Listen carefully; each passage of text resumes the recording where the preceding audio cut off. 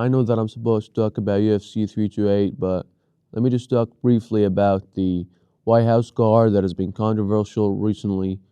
Okay, and a lot of people say it's overrated and we were promised a lot and then we got nothing, right? Let me just talk about this briefly, okay? Now, when you look at the White House card, okay, we have Ilya Tapori versus Justin Gaethje, Alex Pereira versus Cyril Gane, Sean O'Malley versus Zahabi, whatever, and we have Ruffy versus Chandler, and Bo Nickel versus Kyle, Diego Lopez versus Steve Garcia, okay? Now, a lot of people are really calling this an overrated card.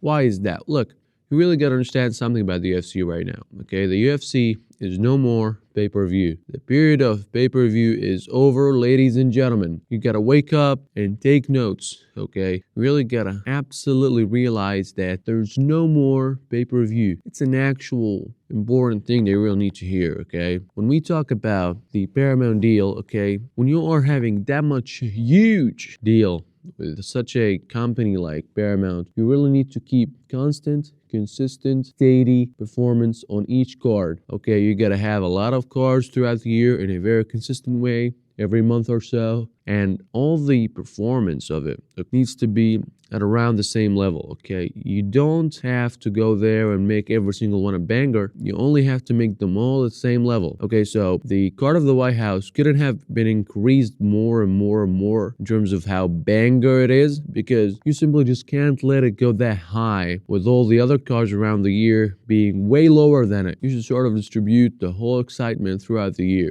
okay? You can't just put it in one card, put Justin Gaethje versus Arman Tsarukyan, Ilya Tapori versus Islam, Alex Pereira versus Tom Aspinall, John Jones versus whatever. You just can't go this way, okay? John Jones is now retired, okay? Tom Aspinall refused to fight for some reason. Tom Aspinall wasn't booked in this card simply because he's a British fighter in a very special American event. So you really can't bring him to such an event, because if you actually take a look, there's no Mexican fighters, there's no British fighters, okay? Which is a very Trump thing to be done, okay? But at the end of the day, we have Brazilian fighters from Canada, from Georgia, from France, and absolutely from the United States. So, politics get into every single thing, but, Islam and Hamza both are, having this Muslim look, which is not really that good for Dana White, and White House type of shit, right? And Tom Aspinall is also a British fighter, which is another reason that you don't bring him to a White House event. So I don't really understand why people complain, okay? You are not in the era of pay-per-view anymore, okay? And you got these bangers. Ilya Tapori versus Justin Gaethje, this is a banger. Alex Pereira versus Cyril Gane, an absolute banger.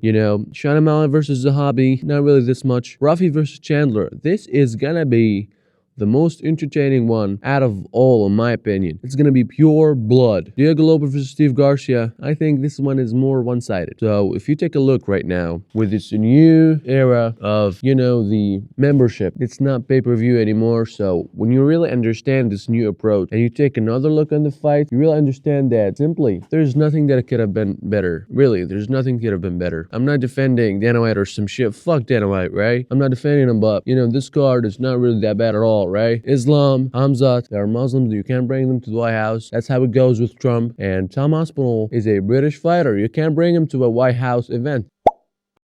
So UFC 328 is about to be a banger, okay? And I'm only going to talk about the fights that are actually worth watching, okay? First of all, we have Sean Brady versus Joaquin Buckley, okay? This is a very good fight to watch, okay? It's going to be super, super, super entertaining between very good strikers, and they're good on the grappling too. Sean Brady has been recently knocked out by Michael Morales. Sean Brady has been knocked out recently, okay? And Joaquin Buckley was absolutely beat in a very bad way versus Kamaru Usman, okay, by pure wrestling. Okay, so both of them now have to really take another chance and really prove themselves better. For Sean Brady, okay, he's on the taller edge. Both of them are short and bulky, okay? Sean Brady is a little bit taller, but in my opinion, Joaquin Buckley is way more explosive, okay? So if it's were to be on the striking, and Buckley was able to keep the fight on the striking, he's going to be able to win. Sean Brady brings the fight to the ground. Sean Brady is winning. That's how simple this fight is. Right now, one punch from Buckley could literally change every single thing, okay? Because he's so explosive, very fast, and absolutely so powerful, okay? So he's so powerful, okay? And so he's so powerful, he's gonna demolish the shit out of Sean Brady if he ever gets into him with a punch of his, right? Now, if Sean Brady got able to bring Joaquin Buckley to the ground, he's not going to be able to submit him. He's not going to be able to take him down that much, okay? But what's going to happen is Buckley is not going to be submitted, not going to be taken to the ground that much because Kamaru Usman, with how much wrestling he's got, was barely able to demolish the fuck out of Buckley on the wrestling, okay? So for Sean Brady to do the same thing, he needs to be at the same level of wrestling of Kamaru Usman, okay? Which is not happening, sir. So the first fight, Sean Brady versus Joaquin Buckley. My take on this fight is Buckley is gonna win. Now we have the heavyweight fight in the score, Alexander Volkov versus Cortes Acosta, okay?